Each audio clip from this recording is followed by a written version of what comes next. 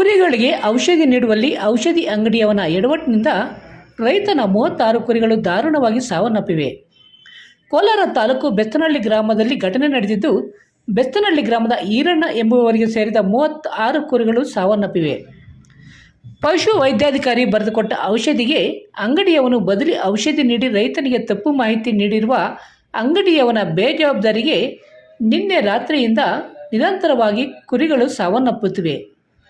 ಕುರಿಗಳ ಸಾವು ಕಂಡು ರೈತ ಕಂಗಾಲಾಗಿದ್ದಾರೆ. ಕೋಲಾರ ಗ್ರಾಮಾಂತರ ಪೊಲೀಸ್ ಠಾಣೆಯಲ್ಲಿ ಈ ಬಗ್ಗೆ ಕೋಲಾರ ಗ್ರಾಮಾಂತರ ಪೊಲೀಸ್ ಠಾಣಾ ವ್ಯಾಪ್ತಿಯಲ್ಲಿ ಪ್ರಕರಣ ನಡೆದಿದೆ. ವರದಿ ವಿ ಶಿವಾರೆಡ್ಡಿ, ಬಂಗಾರಪೇಟೆ.